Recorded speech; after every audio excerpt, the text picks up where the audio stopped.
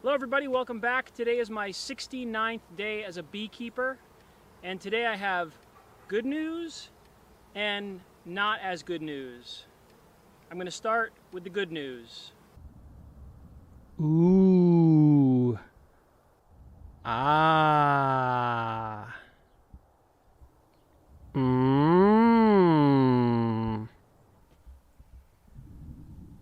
All right, bears, come at me. So yes, we got the electric fence. I installed it over the last couple of days. It's a permanent fence. We have wooden posts, we have hot wires, we have a solar charger, and everything is solid and hopefully bear proof, or at least bear resistant, bear exclusionary. We just don't want the bears here. So that's the good news. The not so good news is I think I've come to a decision on flow frames. And I think this is not going to be a flow frame year. However, I'm going to explain why, and I have an alternative solution. So stick around. I'm going to go through this. So these are the flow frames. I have 6 of these, and I was going to put them in this top box. Now, it is late July right now. My bees are doing great. I have 2 boxes full of honeycomb, brood, and honey, and syrup, and pollen. I want these things to be totally solid for the winter. I explained this in another video.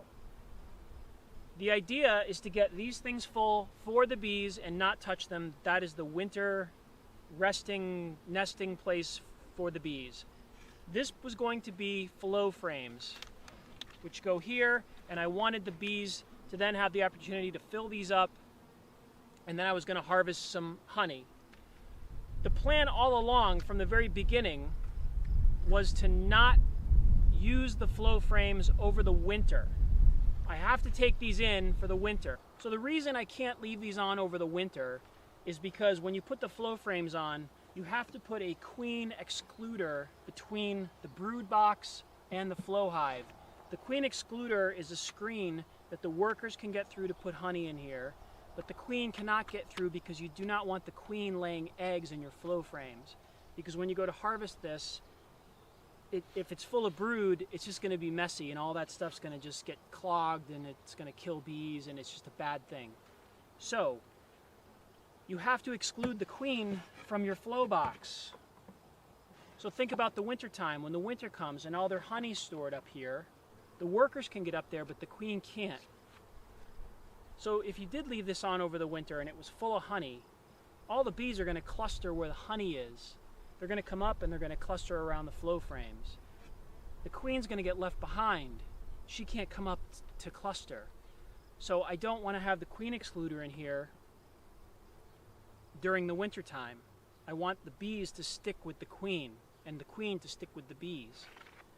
So the hope for the year was for the bees to fill these things up early on, and then right around this time I was going to put flow frames in. Hopefully they would fill these up and I would harvest some honey this year, and then I was going to take the whole flow box and flow frames off for the winter and leave the bees with 2 good boxes. Now my bees are doing great, but they are not really pumping. They're not, and it's also not a perfect time to be doing this because we're not in a huge flow time. There's not a lot of nectar coming in. We've had a drought here. Not a lot of things are flowering. We do have wildflowers here, but it is not the ideal time to be hoping for a big push of honey. If I leave these in here and the bees work really hard and get them all the way full and capped and they have honey, and they do that all in the next 2 months, then I would get 6 flow frames of honey.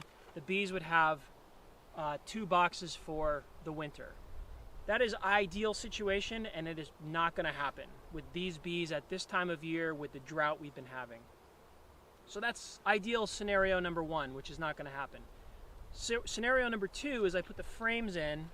The bees maybe go to work on them, and they spend 2 months kind of like half filling them with honey and nectar, which is probably what would happen. We'd have uncured honey in the frames. It would come to winter time, and I would have to take these out.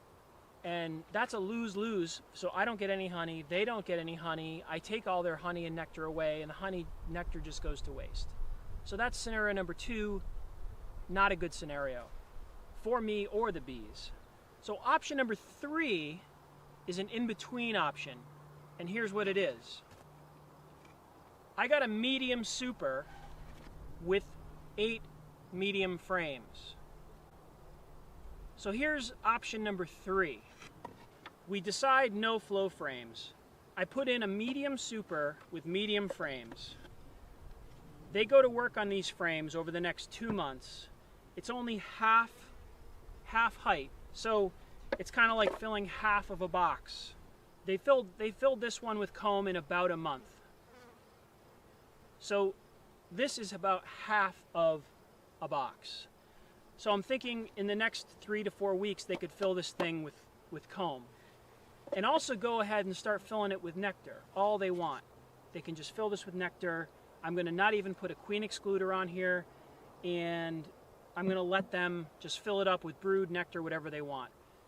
If they do fill this up and we have capped honey on 8 medium frames, I'm going to take a couple of these just for me, just for my summer, my year of work, and I think it would be okay to harvest a couple of frames, but leave them with the rest and 2 full boxes. And that would give them a great chance to get through the winter. So it's kind of like a win-win. They get a new box. If they fill it up, great. If they don't fill it up, if they only fill halfway, great. I'm going to leave it on for the whole winter, and they can have it. The queen has free run of the whole box, and if they fill this with brood, honey, whatever they want, they can do it.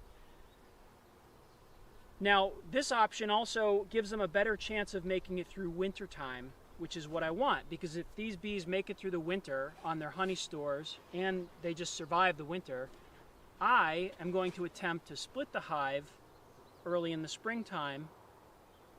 I'll have 2 hives, get a new queen, or they'll make a new queen.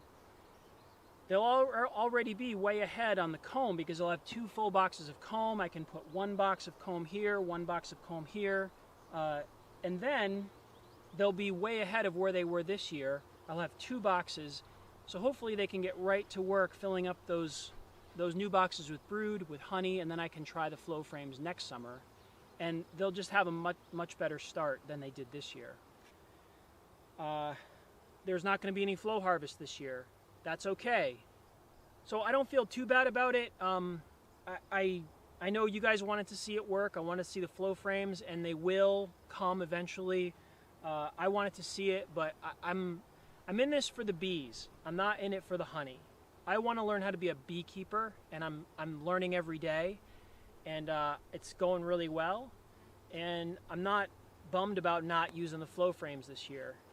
I don't know if you've looked around, but this bee yard here, I've expanded it even bigger than I originally thought because I want to fill it up with beehives. So I've got enough room here for a dozen or 15 beehives in the future. So there is more to come. This is just, day 69. So next year is going to be a little different. There's going to be more beehives in here, and there's going to be flow harvesting, and it's going to be great. So stick around. I'm going to do a quick open up here, and we'll see what happens.